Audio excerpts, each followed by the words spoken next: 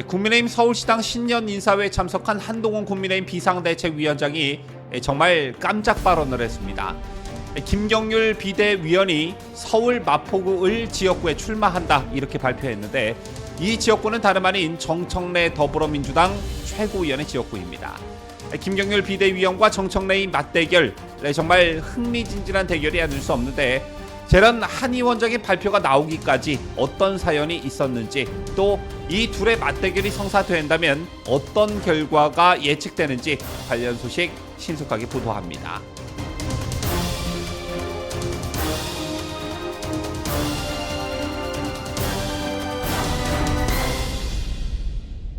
시청자 여러분 안녕하십니까? 뉴스데일리 베스트 민앵커입니다.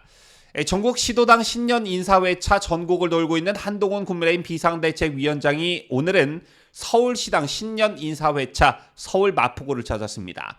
아시다시피 한 위원장은 어제 이재명의 지역구가 있는 인천 계양을을 찾아 원희룡 전 장관의 계양을 출마를 사실상 공식화했는데요. 자, 오늘도 역시 한 위원장 입에서 깜짝 발표가 이어졌습니다. 김경률 국민의힘 비상대책위원이 서울 마포울 지역구에 출마해 정청래 현 더불어민주당 의원과 경쟁할 것이라고 밝혔습니다. 비상대책위원회 총선 출마는 비판의 소지가 있지만 이른바 험지로 여겨지거나 상대가 거물급인 경우 얘기가 좀 다른데, 정청래를 호랑이로 표현해서 좀 그렇지만 호랑이 잡으러 호랑이 굴로 들어간다는 것입니다. 그렇다면 김경률 비대위원의 마포구 출마와 관련해 어떤 명분을 내세웠을까요? 개인적으로 저는 참 공감을 많이 했는데, 우선 한 위원장은 서울 마포을 지역구에 더불어민주당 정청래 의원이 있다. 개딸 전체주의와 운동권 특권주의, 이재명 개인 사당으로 변질된 안타까운 지금의 민주당을 상징하는 얼굴이 정청래 의원이라며, 수많은 자질 논란과 부적절한 언행들에게도 불구하고 마포구에서는 민주당이 유리하며 이번에도 어차피 정청래가 될 것이다, 자주 섞인 말씀을 하시는 분들이 많다라고 했습니다. 자, 이 한 위원장은 어쩔 수 없다고 하지만 그렇지 않다. 왜냐하면 이번 4월 선거에서 우리 국민의힘 후보로서 김경률이 나서고 있다고 하기 때문이라며, 다들 아시다시피 김경률 회계사는 진영과 무관하게 공정과 정의를 위해서 평생 쌓아왔다. 약자가 억울한 일을 당하는 곳에 늘 김경률이 있었다. 그 김경률이 마포에서 정청래와 붙겠다고 나섰다. 김경률과 정청래 누가 진짜냐라면서 김 비대위원을 치켜 세웠습니다. 어차피 마포는 정청래다. 하지만 그렇지 않다. 김경률이 나서기 때문이다 라고 말한 한 위원장은 좀 이른 시기에 김 비대위원의 마포구 출마를 발표하게 된 이유와 관련해 김경률 위원의 마음이 혹시나 변할까봐 이 자리에서 말씀드렸다라고도 덧붙였습니다. 그러자 김경률 위원도 한 위원장의 발표에 화답했는데, 한 위원장의 소개로 무대에 오른 김경률 비대위원은 낡은 시대와 이념을 청산하라는 요구가 있다면 기꺼이 받아들이겠다며, 이곳 마포에선 국민의힘 험지라는 말이 사라졌다. 저와 우리가 도전하는 곳은 격전지이기 때문이다. 찻잔이 식기 전에 돌아오겠다며 포부를 밝혔습니다. 자, 우선 현재 정청래가 지역구로 두고 있는 마포울 지역구에 대해서 좀 알아볼 필요성이 있어 보입니다. 마포울 지역구는 전라도처럼 원사이드 하지는 않지만 국민의힘으로서는 굉장한 험지가 맞습니다. 이 지역을 지역구로 둔 의원들을 쭉 살펴보면요, 1988년 통일민주당 강신옥, 1992년 민주자유당 박추천 의원이 당선돼 신한국당 한나라당의 당명이 변경되면서 내리 3선을 했습니다. 그리고 2004년엔 열린우리당 소속의 정청래가 당선이 됐지만 4년 뒤 강용석 전 의원이 탈환했고, 다시 2012년 민주통합당 소속 정청래가 다시 이 지역구를 가져갑니다. 그러나 그 다음 선거에서 정청래가 공천을 받지 못했고 대신 손혜원이 전략공천돼 당선이 됐고요. 그리고 지난 2020년 더불어민주당이 광풍이 불었을 때 정청래가 다시 공천을 받아 이 지역에서 당선됐습니다. 자, 이렇게 놓고 보면 김경률 비대위원이 꼭 맨땅에 헤딩하는 것처럼 무모한 출마는 아니다라고 말할 수 있는데, 강용석 전 의원이 당선된 18대 총선의 결과를 보면 강용석이 45.94%, 정청래가 37.88%의 득표를 했습니다.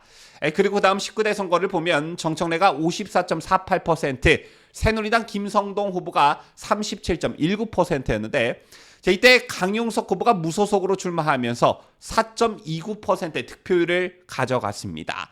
이렇게 보면 정청래가 압도적으로 이긴 게 아니라 당시 여권 분열이 한몫했다 이렇게 보여지고요. 가장 최근에 있었던 직전 21대 총선에서는 정청래가 53.75%, 김성동 미래통합당 후보가 36.78%의 득표를 보이면서 꽤 많은 차이가 났습니다. 아시다시피 직전 21대 총선에서 미래통합당이 워낙 수도권에서 죽을 썼기 때문에 이렇게 많은 표 차이가 났다고 볼 수 있는데 종합적으로 보면 이곳 마포을은 민주당세가 더 강하다 이렇게 판단됩니다. 이런 상황에서 김경률 비대위원이 정청래에게 도전장을 던진 것인데 저는 매우 잘한 일이라고 봅니다. 비대위원의 총선 출마는 원칙적으로는 오해의 소지가 있는 부분이기 때문에 지양해야 하는 게 바람직하지만 이른바 험지 출마 그리고 거물급을 상대로 한 자객 공천의 경우 도전 정신과 희생으로 비춰질 수 있기 때문에 한 위원장과 김경률 비대위원의 결정을 존중하고 싶은데요. 사실 우리 진영 입장에서 정청래는 다음 총선에서 꼭 제거해야 할 인물 중 정말 손꼽히는 그런 인물이었습니다. 정청래는 현재 더불어민주당의 2인자인데 정청래가 보이고 있는 모습들이 과연 시대에 부합하냐라는 것에서부터 정청래의 막말이나 수준 낮은 언행들은 여러 번 논란이 되기도 했죠. 이런 것들을 하나하나 열거하기도 힘든데 뭐라고 정청래를 표현해야 할까, 적당할까라고 생각을 해봤더니 아무래도 저질 정치의 대명사 정청래 이 표현이 가장 적절하지 않나 생각합니다. 과거 이런 일이 있었는데요. 문재인 새정치민주연합 대표가 이승만 박정희 전직 대통령 묘역에 참배했던 적이 있었습니다. 그러자 당시 최고위원이었던 정청래가 뭐라고 했느냐? 이를 유태인의 히틀러 묘소 참배에 비유했습니다. 당시 정청래는 독일이 유대인 학살에 대해서 사과했다고 해서 유대인이 그 학살 현장이나 히틀러의 묘소에 가서 참배할 수 있겠느냐? 일본이 우리에게 사과했다고 해서 우리가 야스쿠니 신사에 가서 참배하고 천황 묘소에 가서 절할 수 있겠느냐? 나는 아직 그 정도의 사과도 하지 않은 상태에서 그런 행보는 적절하지 않았다라고 생각한다. 이렇게 말했습니다. 박정희 대통령과 이승만 대통령을 히틀러나 일본 천황에 비유한 것입니다. 당시 정청래의 발언이 있은 후 좌파 진영에서도 너무 나갔다라는 비판이 쏟아졌는데요. 또한 정청래는 북한이 보낸 무인기를 부정하는 듯한 발언을 해 논란을 일으키기도 했고 사찰 통행세를 논하면서 봉이 김선달 발언으로 강한 불교계의 반발을 불러오기도 했습니다. 그 이전에도 정청래는 북한 장성택이 실각할 때 비공개 정보에 가까운 내용을 밝혀 빈축을 사기도 했고요. 세월호 단식에 참가해서도 담배를 피워 단식 진위 논란에 휩싸이기도 했습니다. 어쨌든 정청래는 도가 넘는 발언이나 행위가 어느 정치인보다 매우 잦은 편입니다. 최근엔 윤석열 정부를 쿠데타 세력에 비유해 논란을 일으키기도 했는데 정청래의 여태까지 행위나 말만으로도 국회의원 자격조차도 의심스럽다는 여론이 분명히 있습니다. 이런 여론을 김경률이라는 참신함으로 대적한다면 이게 꼭 맨땅에 헤딩하는 일은 아니다. 뜻밖의 좋은 결과가 있을 수 있다. 저는 이렇게 생각합니다. 지금까지 저는 자유대한민국을 송하는 뉴스데일리 베스트 민앵커였습니다.